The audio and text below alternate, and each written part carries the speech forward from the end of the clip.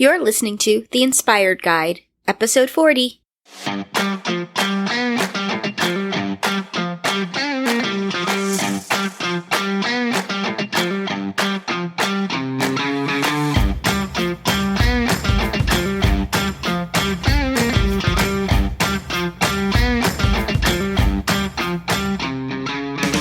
Hello, everybody, and welcome back to the podcast. This is Darlene Victoria, and I'm so glad you are here with me. This week is Let's Talk About Podcasting Week. Every day this week, the episodes are going to be answering your burning questions about all things podcasting. So let's jump right in, shall we? Today I have two questions that I will be answering, and they are, what are podcast directories, and do I need one? The second question is, if I'm a newbie to podcast listening, what's the best way in? I hear on radio things like, listen to us on Stitcher, SoundCloud, or wherever you get your podcasts. Is one of those podcasting apps better than the others? So let's dive in. First, I'm going to answer the question of, what are podcast directories and do I need one? Because then we can better understand what a podcasting directory is versus a podcasting app.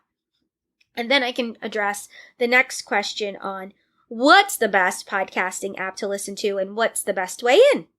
So we understand where we're going from point A to point B. So here we go. So to start things off, the question was, what are podcast directories and do I need one? Well, if you're familiar with Hulu, Netflix, or even HBO Now, you know these are all visual-based apps that allow you to search for and watch various television series and movies on your television, from your smartphone, from a handheld device. These are apps that allow you to search for visual content. Podcast apps like Stitcher or Apple Podcasts are the Netflix or Hulu of podcasting. You can search, browse, and subscribe to podcasts on these apps. So now while the term podcast directories and podcast apps, so I want to clarify this because the question was, what are podcast directories and do I need one? The terms podcast directories and podcast apps are sometimes used interchangeably,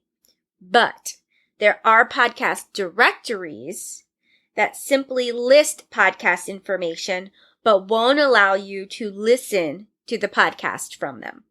Instead, there'll be links to access that podcast. So you can click on links to access that podcast on the various podcast listening apps. So a good example of this would be listennotes.com. That is a directory of podcasts that you can search, and then you'll find all of the ways you can listen to the podcast on that directory.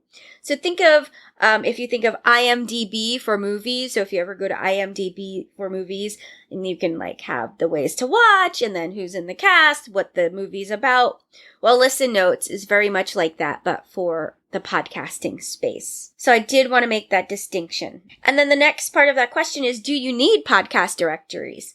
Well, my general opinion, this is my blanket opinion, is list your podcast. If you're launching your podcast, you have a podcast, list your podcast in all the things.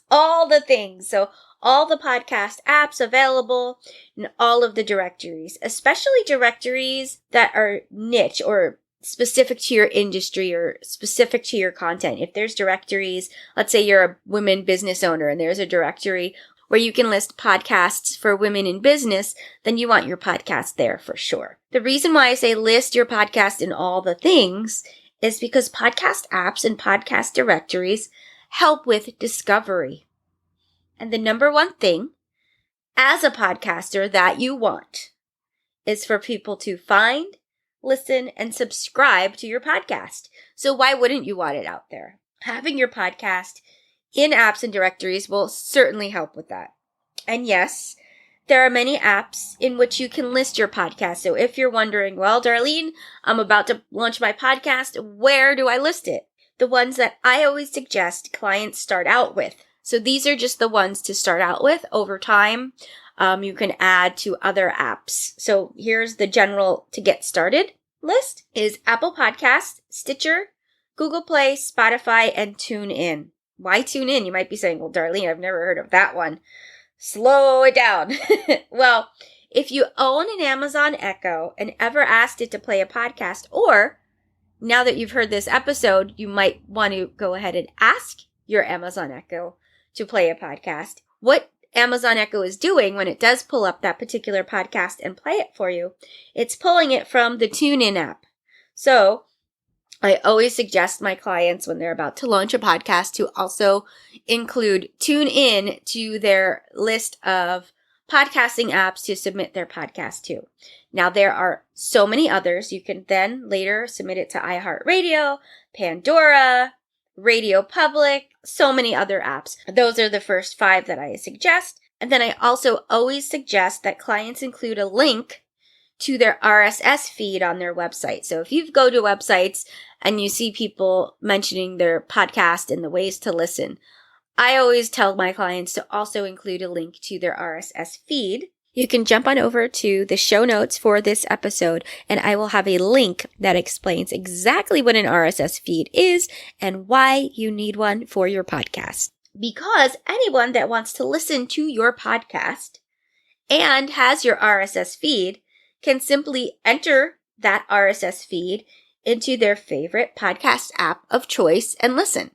So they don't need to search, or maybe you're not on that podcast app yet, but if they have your RSS feed, they can simply add it and subscribe, and your podcast will be in their library. Speaking of listeners, the second question I wanted to answer today is, if I'm a newbie to podcast listening, what's the best way in? And I hear on the radio, listen to us on Stitcher, SoundCloud, or wherever you get your podcasts.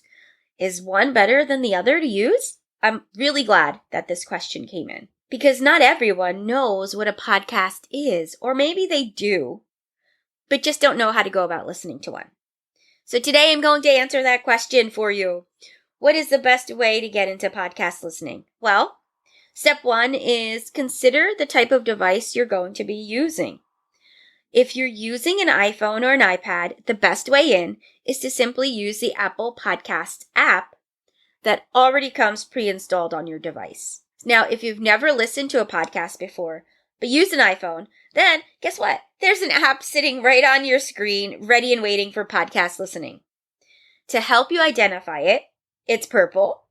It has a little lowercase I and then like about 2 or 3 circles behind it. All you do is tap on that app and open. You can then either use the browse tool to browse podcasts by a particular category, or if you saw on TV and said, hey, find us on Apple Podcasts, listen to our podcast, click the search tool, type in the name of the podcast, and click search. Once you've located a podcast you want to listen to, here's a quick tip. Click subscribe. Click the subscribe button to subscribe to the podcast. This way, when you open your Apple Podcasts app next time, you can tap on the library tool and you'll see all of the podcasts you subscribe to. If a new episode has been released, it will be downloaded and ready on your phone, waiting for you. All right, I realize not everyone has an iPhone. Android users, the process is very similar once you actually have the podcast app in terms of searching, browsing, and subscribing. But in most cases, you won't have a podcast listening app available on your phone.